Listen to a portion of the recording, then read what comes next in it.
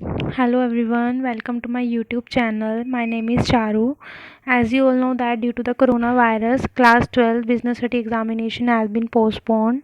So in this video, I would like to explain you all about the most important question of business studies for 1 mark, which you will get surely in your examination. In this video, I will also explain you the basic business studies terms. So here my first question is, management is a science and art, both science and art, yet neither. First of all, I would like to explain you the meaning of the science. Science is an organized body of knowledge which has certain principles, rules, which are universally applicable. So in management also we use some rules to achieve the objective of the organization. So we can say that management is a science. तो management के under भी हमें बहुत सारे rules और principles को use करना पड़ता है जिसकी हेल्प से हम अपने ऑर्गेनाइजेशन के ऑब्जेक्टिव को अचीव कर सकें. इसलिए हम कह सकते हैं कि मैनेजमेंट क्या है, एक साइंस है. Next as an art. Art के अंदर हम क्या करते हैं, हम कुछ अपनी सर्टेन स्किल्स को यूज़ करते हैं किसी भी ऑब्जेक्टिव को अचीव करने के लिए. तो हम अपनी ऑर्गेनाइजेशन के अंदर भी ये करते हैं, जो हमारी स्किल्स होती हैं हम उनका यूज़ करके अपनी ऑर्गेनाइजेशनल ऑब्जेक्टिव्स को फुलफ़िल करते हैं, उनको अचीव करने की कोशिश करते हैं. तो मैनेजमेंट को हम एक आर्ट भी बोल सकते हैं. So art, C part is the right answer. Both science and art. इस we can say that management क्या है, एक साइंस भी है और एक आर्ट भी है. Now question number 2 is, the purchase, production and sales manager at Shraddha Limited, a firm manufacturing ready-made garment. Production और सेल मैनेजर हैं श्रद्धा लिमिटेड कंपनी पे, ठीक है, जो कि रेडीमेड गारमेंट को मैन्युफैक्चर कर रहे हैं और उनके बीच में एक कॉन्फ्लिक्ट हो गया है. As they have their own objective, क्योंकि दोनों के अपने अपने ऑब्जेक्टिव्स हैं. एक है, एक सेल्स मैनेजर और एक प्रोडक्शन है, तो उनके अपने अपने ऑब्जेक्टिव्स होंगे.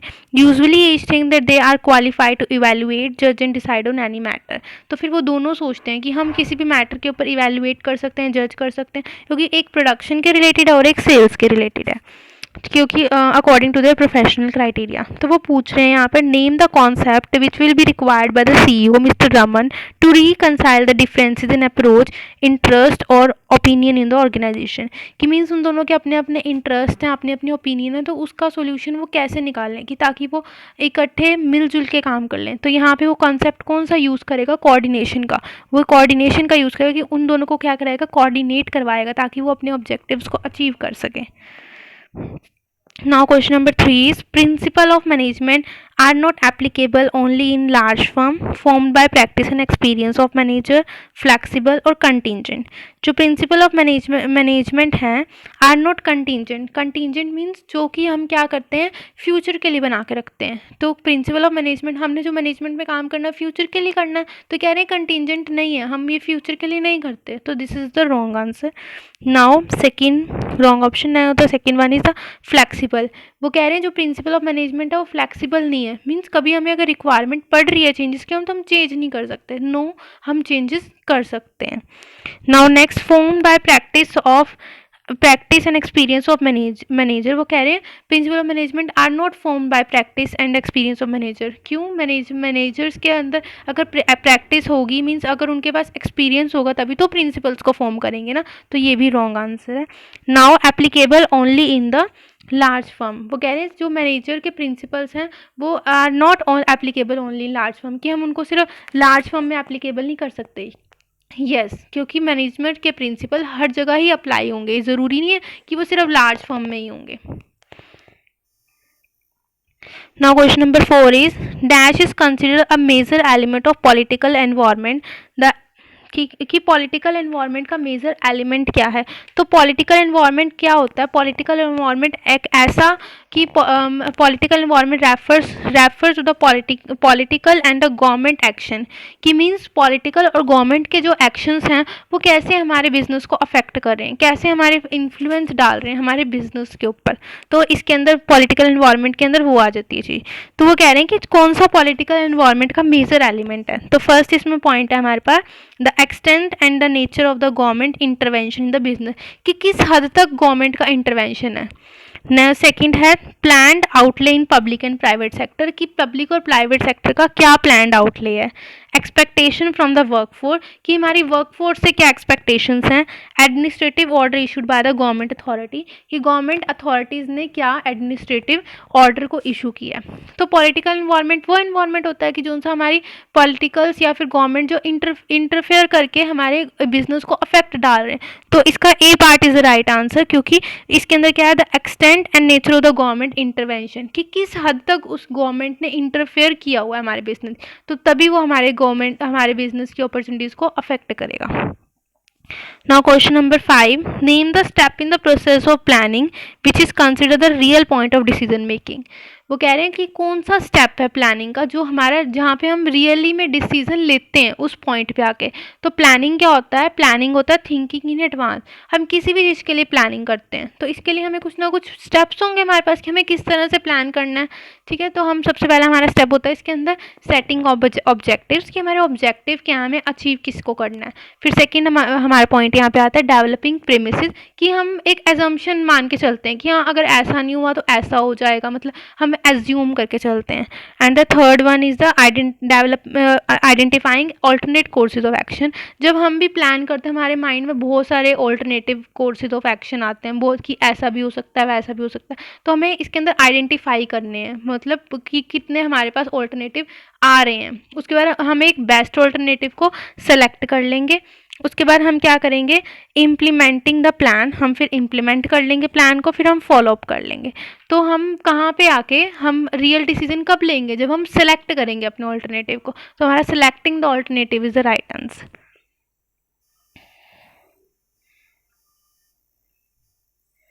Now question number 6 is dash give shape to the organisation structure, कि ऑर्गेनाइजेशन स्ट्रक्चर को शेप कौन देता है। तो ऑर्गेनाइजेशन स्ट्रक्चर क्या होता है कि हमारे ऑर्गेनाइजेशन में हम एक्टिविटीज़ कैसे हो रही हैं, कि कैसे एक्टिविटीज़ को करके हम अपने ऑर्गेनाइजेशनल ऑब्जेक्टिव्स को अचीव कर रहे हैं, अपने ऑर्गेनाइजेशनल एम्स को अचीव कर रहे हैं। तो किसकी वजह से कौन शेप दे रहा है हमारे ऑर्गेनाइजेशनल स्ट्रक्चर को। Extent of the delegation, delegation means हमने कैसे अपनी अथॉरिटीज़ को डेलीगेट किया है, ट्रांसफ़र किया है। Next span of the management, span of management means number of subordinate that can be effectively manage by the superior, कि हमारे जो सुपीरियर्स हैं हमारे जो सुपीरियर्स हैं वो कैसे हमारे सबऑर्डिनेट को मैनेज कर रहे हैं, कि कितने वो मैनेज कर सकते हैं। स्पैन ऑफ मैनेजमेंट वो होता है। नेक्स्ट नंबर ऑफ एम्प्लॉयज़, कि एम्प्लॉयज़ कितने हैं। Next planning, planning means thinking before in advance. तो वो कह रहे हैं कि ऑर्गेनाइजेशन स्ट्रक्चर को शेप कौन दे रहा है, कि कैसे हमारे जो हमारे सुपीरियर्स हैं वो हमारे सबऑर्डिनेट को कैसे मैनेज कर रहे हैं, वही हमारा ऑर्गेनाइजेशन को स्ट्रक्चर देगा, शेप देगा। ऑर्गेनाइजेशन के स्ट्रक्चर को शेप वही देगा कि हमारे सुपीरियर हमारे सबऑर्डिनेट को कैसे मैनेज कर पा रहे हैं। तो इसका B is the right answer. Next question number 7 is Astra builder has to deliver the flats to its buyer on time. जो एस्ट्रा बिल्डर है उसको अपने बायर को फ्लैट्स टाइम पे देने हैं। Due to this there is a sudden rush of work, तो उसके पास बहुत ज़्यादा रश हो गया वर्क का। Therefore the company needs to arrange workers to work at the site at a short notice. तो कंपनी ने क्या किया, वर्कर्स को कहा कि मेरे को वर्कर्स की नीड है, उन्होंने एक शॉर्ट नोटिस भेज दिया। द सोर्स ऑफ रिक्रूटमेंट विच में बी यूज़, कि मतलब किस सोर्स से वो रिक्रूटमेंट करें। अब उनको वर्कर्स की तो नीड है तो वो कौन सा सोर्स यूज़ करके रिक्रूटमेंट कर सकते हैं। यहाँ पे फर्स्ट है हमारे पास डायरेक्ट रिक्रूटमेंट, कि वो डायरेक्टली जो भी उनके पास पहले से रिज्यूमे वगैरह हैं उनमें से कुछ भी सिलेक्ट कर लें, उनको कॉल करके डायरेक्टली रिक्रूटमेंट कर लें। नेक्स्ट है एडवर्टीजमेंट, कि एडवर्टीजमेंट वगैरह वो दें। नेक्स्ट है रिकमेंडेशन ऑफ द एम्प्लॉयज़, जो एम्प्लॉयज़ रिकमेंड करते हैं हमारे जो पहले से ही एम्प्लॉयज़ काम करें तो उनसे ले लें वो रिकमेंडेशन। नेक्स्ट है एम्प्लॉयमेंट एक्सचेंज, कई कुछ पर्सन्स होते हैं जिन्होंने एम्प्लॉयमेंट में भी अपना नेम रजिस्टर करवाया होता है कि कभी भी कहीं पे भी नीड होती है तो उनको वहाँ से कॉल आ जाती है, तो वो एम्प्लॉयमेंट एक्सचेंज से भी ले सकते हैं। तो इनमें देखना है कि मीन्स उनको क्या चाहिए, इस वाले क्वेश्चन में उनको चाहिए कि हमें शॉर्ट नोटिस देना है कि ताकि हम एम्प्लॉयज़ की रिक्रूटमेंट कर लें। तो हमने देखा एम्प्लॉयमेंट एक्सचेंज, कई बार होता है कि एम्प्लॉयमेंट एक्सचेंज में पर्सन्स में हमने नेम लिखवाए होते हैं लेकिन उनको ना कोई एक्सपीरियंस नहीं होता, तो हम वो वैसे पर्सन्स तो ले नहीं सकते क्योंकि हमें शॉर्ट नोटिस पे अपने काम को कंप्लीट करना है। नेक्स्ट है recommendation of employees, sometimes employees hesitate to recommend, वो रिकमेंड भी करना पसंद नहीं करते, वो नहीं करते रिकमेंड। एडवर्टीज़मेंट, जब अगर हम एडवर्टीज़मेंट करते हैं तो बहुत ज़्यादा कॉस्टली हो जाता है और कुछ पर्सन्स नहीं भी देखते हैं एडवर्टीज़मेंट को, तो ये भी एक अच्छा हमारा ऑप्शन नहीं है। नेक्स्ट है डायरेक्ट रिक्रूटमेंट, कि डायरेक्टली वो खुद ही अपने आप कॉल कर लें उनको, कि जो सा उनको सुटेबल लगेगा उनको रिक्रूट कर लें। तो इसका answer is a part D, direct recruitment. Next, question number 8 is SCT Services CEO Rajan Gopinath compensation includes salary, commission and other allowances, कि वो उसकी जो उसकी सैलरी, कमीशन और अदर अलाउंसेस हैं उसकी। The company also page for is insurance and vacation, company उसको उसकी इंश्योरेंस और वकेशंस के लिए भी पे कर रही है। आइडेंटिफाई वन इनडायरेक्ट पेमेंट, कि कंपनी ने कौन सी उसको इनडायरेक्ट पेमेंट की है। तो इस यहाँ पे हमारे पास फर्स्ट है अलाउंसेस, कि कंपनी ने उसको अलाउंसेस पे किए हैं, वो तो वो कैश में भी पे कर सकती है, डायरेक्टली भी कंपनी पे करेगी तो डायरेक्ट होगी।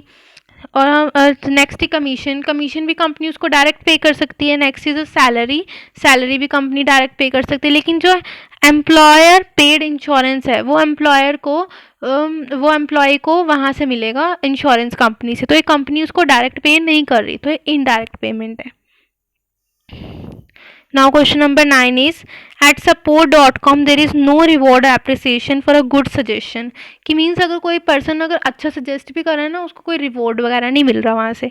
Thus subordinate are not willing to offer any useful suggestion to their superior, तो फिर अगर हमें कोई रिवॉर्ड नहीं मिल रहा तो हम अच्छे सजेशंस क्यों देंगे अपने सुपीरियर्स को, वो नहीं देते फिर अच्छे suggestions. Identify the type of barrier of communication, कि कम्युनिकेशन का कौन सा बैरियर यहाँ पे आ गया, that has been created in the firm due to this, कि अगर वो अच्छे सजेशंस नहीं दे रहे हैं तो कौन सा बैरियर आ गया। फर्स्ट है हमारे पास सिमेंटिक बैरियर। सिमेंटिक बैरियर का मतलब होता है misunderstanding between the sender and the receiver due to different meaning of words. कई बार होता है कि हम वर्ड्स के ना वर्ड सेम है लेकिन उनके मीनिंग्स डिफरेंट हैं, तो फिर हमारे पास यहाँ पे क्या आ जाता है, सिमेंटिक बैरियर होता है कि वो हम कुछ और बोल रहे हैं और सामने वाला पर्सन कुछ और समझ रहा है उसको, तो यहाँ पे सिमेंटिक बैरियर आ जाता है हमारे पास। नेक्स्ट है पर्सनल बैरियर, कि मीन्स अब पर्सनली वो क्या सोच रहा है कि हाँ अगर मुझे अच्छा रिवॉर्ड मिलेगा तभी मैं वर्क करूँगा।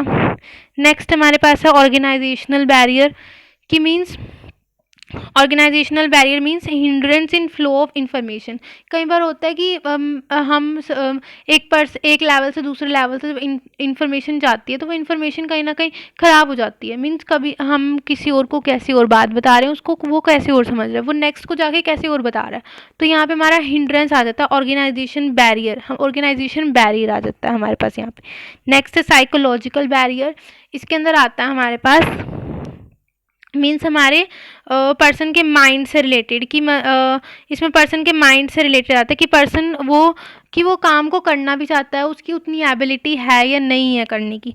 तो हमारे पास यहाँ पे क्वेश्चन था कि वो यहाँ पे उसको वो रिवॉर्ड वगैरह नहीं मिल रहे तो फिर वो क्यों वर्क करेगा, तो हमारा आंसर है इसके लिए पर्सनल बैरियर, कि वो पर्सनली सोच रहा है कि हाँ अगर मुझे पर्सनली कुछ नहीं मिल रहा, मुझे रिवॉर्ड नहीं मिल रहा तो मैं अच्छे सजेशंस क्यों दूँ। नेक्स्ट है mister Sarathi the x chairman of स्वदेश limited build up his success before retiring, उसने अपना एक पर्सन को आगे रख लिया रिटायर होने से पहले। Following the norm set up by himself he handed over the reins of the company, उसने कंपनी का सब कुछ हैंड कर दिया to the cofounder mister Shravan को, who had the potential to bring out the change in behaviour of the others, तो उस जो मिस्टर श्रवण है वो दूसरों के बिहेवियर के अंदर चेंज ला सकता है, उसके अंदर इतनी कैपेबिलिटीज़ हैं। Name the concept of management which was the reason why mister Sarathi choose mister श्रवण, वो उसको मिस्टर श्रवण को क्यों चूज़ करता है, क्योंकि वो क्या मोटिवेशन है उसके अंदर, या लीडरशिप है या कम्युनिकेशन है या फिर स्टाफिंग की क्वालिटीज़ है उसके अंदर। इसका मोटिवेशन नहीं, क्योंकि उन्होंने बोला कि वो उसके बिहेवियर को चेंज लेके आ रहा है, तो मोटिवेशन नहीं आएगा इसके अंदर। नेक्स्ट है लीडरशिप, कि मीन्स लीडरशिप आएगा इसके अंदर, कि वो अच्छी लीडरशिप करके अच्छा लीडर बन के लोगों के बिहेवियर के अंदर चेंज लेके आएगा। कम्युनिकेशन, कि कम्युनिकेट तो तभी करेगा जब वो अच्छा लीडर होगा, और स्टाफिंग भी तभी कर पाएगा जब वो अच्छा लीडर होगा। तो इसके लिए कौन सा मैनेजमेंट का कॉन्सेप्ट आया यहाँ पे, लीडरशिप, कि वो उसको अच्छा लीडर बनना पड़ेगा तभी वो कुछ कर सकता है। Now question number 11 is An important project at AMB Consultant is running behind schedule by a month. एक मंथ से एक शेड्यूल में एक चल रहा project. This has upset their client and might affect the reputation of the company in the long run.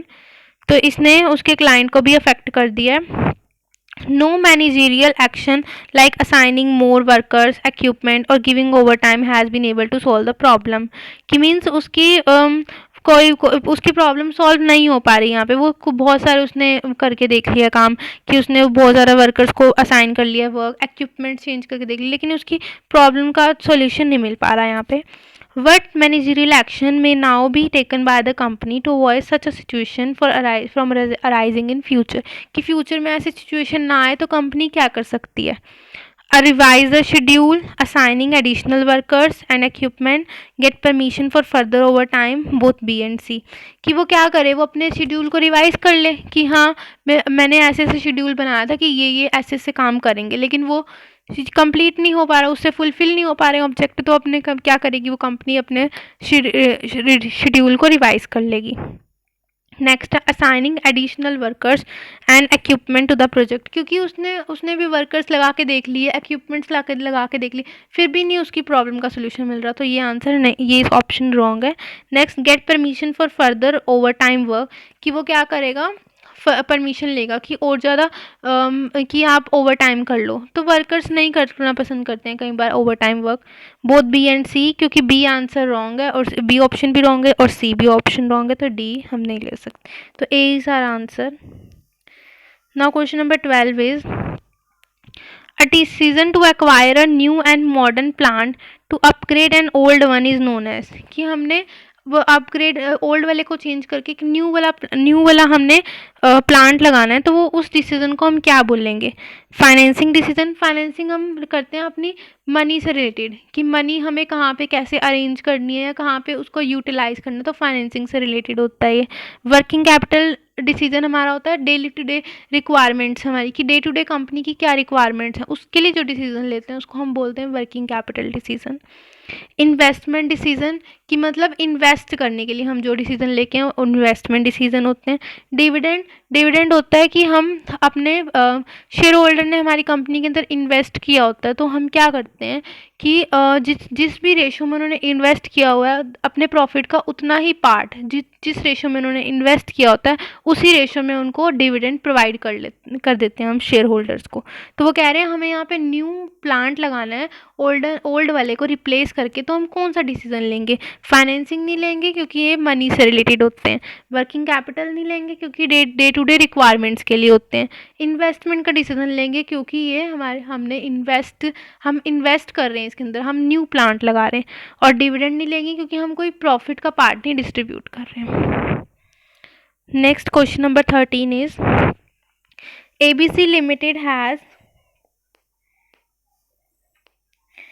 ABC Limited has debt equity ratio of 3:1. Debt equity ratio, यहाँ पे debt equity ratio का मतलब है that means जो company ने पे करना है, डेट हमारी लाइबिलिटीज़ होती हैं. डेट इक्विटी रेशो का मतलब है कि जितनी भी कंपनी की टोटल लाइबिलिटीज़ हैं इसको हम डिवाइड कर देते हैं, हमारा जो प्रॉफिट होता है मीन जो एसेट में से हमने जो लाइबिलिटीज़ को माइनस कर दिया है वो हमारा प्रॉफिट. और डेट और जो प्रॉफिट का जो रेशो है वो क्या होता है? Debt equity ratio. तो ABC लिमिटेड जो कंपनी है उसका डेट इक्विटी रेशो है 3:1, लेकिन जो XYZ लिमिटेड कंपनी है उसका डेट इक्विटी रेशो है 1:1. मीन्स जितना उसका प्रॉफिट है उतना ही वो उसने पे करना है. तो कह रहे हैं name the advantage ABC will have over XYZ when the rate of interest is lower than the rate of return on investment of the company. वो कह रहे हैं जो ABC लिमिटेड है उसकी क्या ज़्यादा एडवांटेज है XYZ से, जबकि जो रेट ऑफ इंटरेस्ट हमें मिलता है जो सा हमने पे करना होता है उसके ऊपर हमें रेट ऑफ इंटरेस्ट देना होता है. तो लाइबिलिटी के ऊपर रेट ऑफ इंटरेस्ट है हमारे पास. नेक्स्ट है वो क्या है, जो लाइबिलिटी पे हमने रेट ऑफ इंटरेस्ट देना है वो कम है, लेकिन जो हमारा प्रॉफिट के ऊपर रेट ऑफ इंटरेस्ट है मतलब जिसके ऊपर हमें रिटर्न मिलना है, rate of return on investment, वो हमारे पास यहाँ पे ज़्यादा है. तो हमारे पास जो अगर हम ABC लिमिटेड कंपनी का केस देखेंगे तो यहाँ पे हमारे पास 3:1 में है ये। तो इसका मतलब हमें यहाँ पे लाइबिलिटी 3, तो और साथ में जो हमारा प्रॉफिट है वो 1 है। तो और नेक्स्ट वाली XYZ में देखेंगे वो दोनों इक्वल हैं। तो हम अगर देख रहे हैं कि हमें दोनों केसेस में जो रेट ऑफ जो हमें पे करना है, जो फर्स्ट वाले में हमें ज़्यादा लाइबिलिटी पे करनी है, तो इसका मतलब हमें ज़्यादा इंटरेस्ट भी पे करना पड़ेगा साथ में। लेकिन जो सेकंड वाला प्रॉफिट वाला हम केस देखते हैं, दोनों में सेम है, वहाँ पे भी 1 है और वहाँ पे भी 1 है। अगर हम प्रॉफिट वाला केस देखते हैं तो दोनों में सेम है वो। अगर हम प्रॉफिट वाला केस देखते हैं तो वो दोनों में सेम है। तो हम देख रहे हैं कि जो हमारा जो रेट ऑफ रिटर्न हमें मिल रहा है वो दोनों में सेम मिल रहा है, लेकिन हमें जो फर्स्ट वाला केस है उसमें ज़्यादा हमें पे ज़्यादा करना पड़ रहा है क्योंकि हमारी लाइबिलिटी ज़्यादा है। तो फिर हम इसलिए जो ABC कंपनी है वो हमारी क्या है, वो एडवांटेज ले रही है। तो वो एडवांटेज कैसे ले रही है, ए वाला पार्ट है इसके अंदर।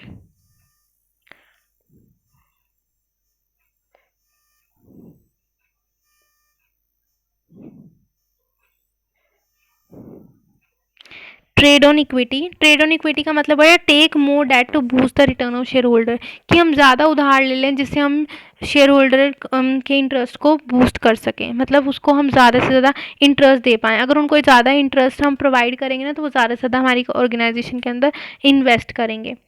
ठीक है, तो हम इसके अंदर क्या करेंगे, लो रिस्क मीन्स वो क्या देख रहा है कि दूसरी वाली कंपनी दूसरी वाली कंपनी को मतलब लो रिस्क हो रहा है, इसलिए वो उसमें उसको एडवांटेज है। नो। नेक्स्ट है लो कॉस्ट ऑफ इक्विटी, कि इक्विटी की कॉस्ट कम है इसलिए उसको एडवांटेज है। नो। नेक्स्ट है ग्रेटर फ्लेक्सिबिलिटी, की ज़्यादा फ्लेक्सिबिलिटी की तो यहाँ पे बात ही नहीं, तो इसका हमारा आंसर है यहाँ पर trade on equity. Means company क्या करेगी, ज़्यादा डेट लेके शेयर होल्डर को अट्रैक्ट करेगी अपनी तरफ। तो A is the answer. Vikrant join his father business of organic masala near Kothagar in Himachal after completing his MBA। अपनी MBA करने के बाद अपने फादर का बिजनेस ले लेता है वो। In order to capture a major share of the market, he decided to sell the product in small attractive packaging by using the latest packaging technology। वो क्या करता है, अपनी मार्केटिंग मेजर शेयर मार्केट में लेने के लिए छोटे छोटे पैकेट्स में अपने प्रोडक्ट्स को सेल आउट करना शुरू कर देता है। His father suggested that they hire financial consultant to estimate the amount of fund। वो कहते हैं कि हम एक फाइनेंशियल कंसल्टेंट को हायर कर लेते हैं जो कि हमारे फंड्स को एस्टिमेट कर लेगा कि कहाँ पे कितना कितना हमारा रिक्वायरमेंट है फंड्स की। When it should be required, कि कब रिक्वायर्ड हमें। द कंसेप्ट बीन तो कौन सा कंसेप्ट विक्रांत के फादर ने यहाँ पे लगाया है, links which financial decision with the investment decision, कि मतलब कौन सा लिंक कर रहा है फाइनेंशियल और इन्वेस्टमेंट डिसीजन। तो हमारे पास है dividend decision. No dividend, as I already told you, dividend हम एक पार्ट होता है प्रॉफिट का जो हम शेयर होल्डर्स को डिस्ट्रीब्यूट करते हैं। तो डिविडेंड यहाँ पे कोई डिस्ट्रीब्यूट तो करना नहीं, उन्होंने क्या करना है, हायर करना है एक फाइनेंशियल कंसल्टेंट को। तो फाइनेंशियल प्लानिंग करेंगे, फाइनेंशियल हम मनी के रिगार्डिंग प्लानिंग करते हैं कि हमें मनी को कहाँ पे कैसे अरेंज करना है, कहाँ। कैपिटल स्ट्रक्चर होता है, कैपिटल स्ट्रक्चर डिसीजन वो होता है हम कितना पार्ट किससे बोरो लेके अपने इन्वेस्ट कर सकते हैं। मीन्स हम डिफरेंट हमारे पास हैं डिबेंचर होल्डर, शेयर होल्डर, हम किससे कितना कितना पार्ट लेके अपनी इन्वेस्टमेंट करें, तो वो होता है कैपिटल स्ट्रक्चर डिसीजन। नेक्स्ट है हमारे पास यहाँ पे फाइनेंशियल डिसीजन। फाइनेंशियल डिसीजन वो होता है कि हमने अपनी फाइनेंस में जैसे मतलब कैसे हमने इन्वेस्टमेंट फाइनेंस के अंदर हम लेके चलते हैं फाइनेंशियल डिसीजन को। मीन्स जो विक्रांत के फादर हैं वो यही देखेंगे ना कि हम कौन से पर्सन को हायर करें कि वो क्या करेगा, हमारे फाइनेंशियल डिसीजन लेगा कि कैसे कैसे हमें फाइनेंस कि विक्रांत के फादर क्या करेंगे, फाइनेंशियल डिसीजन लेंगे यहाँ पर।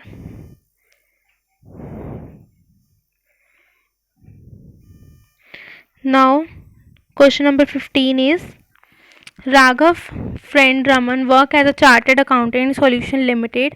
Raman in a meeting with the board of director of the company came to know that the firm would soon be declaring a bonus issue। तो जो राघव का फ्रेंड है वो चार्टर्ड अकाउंटेंट है, तो वो कह रहा है कि जो हमारी कंपनी उनकी कंपनी एक बोनस इशू करने जा रही होती है, which would result in decrease in price of the share, which would result in increase in price of share, जिससे शेयर के प्राइसेस क्या हो जाएंगे, इंक्रीज हो जाएंगे।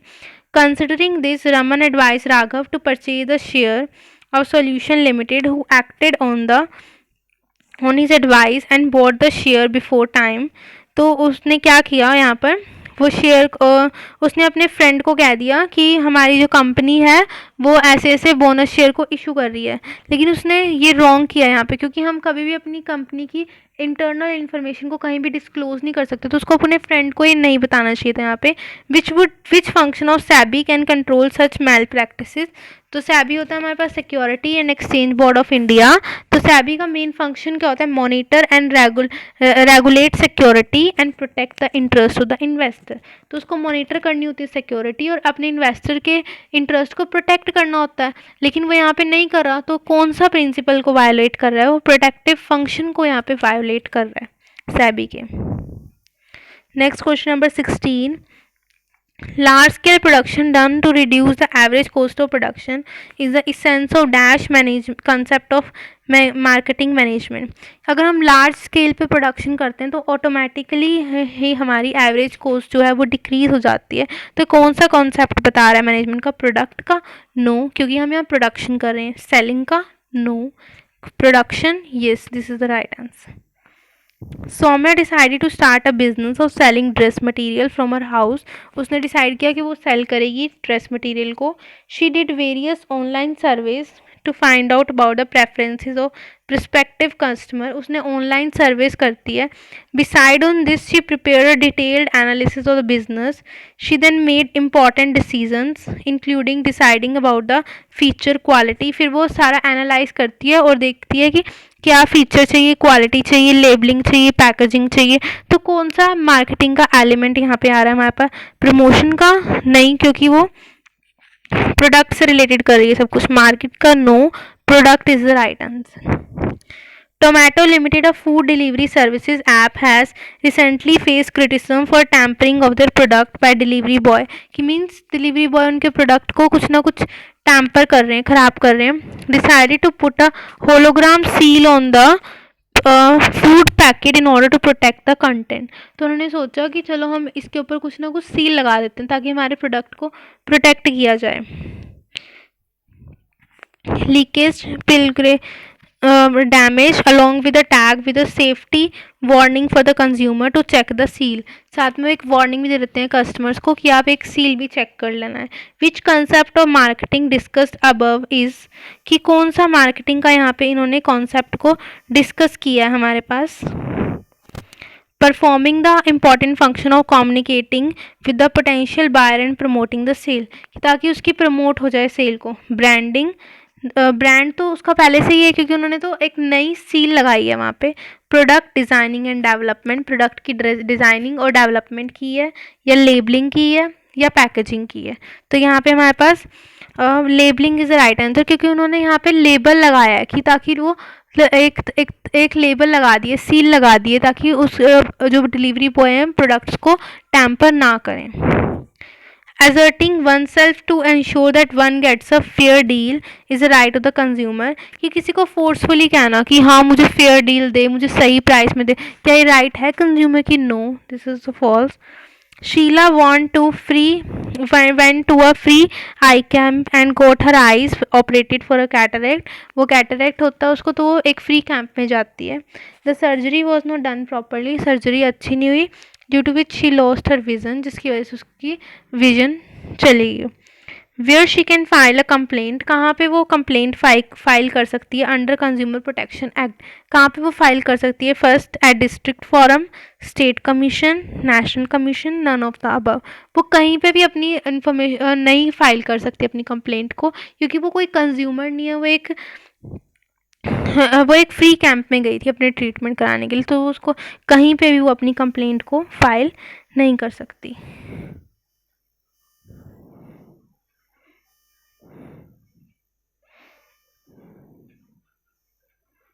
Thank you so much. I hope you like this video. Please like and subscribe my channel. Thank you.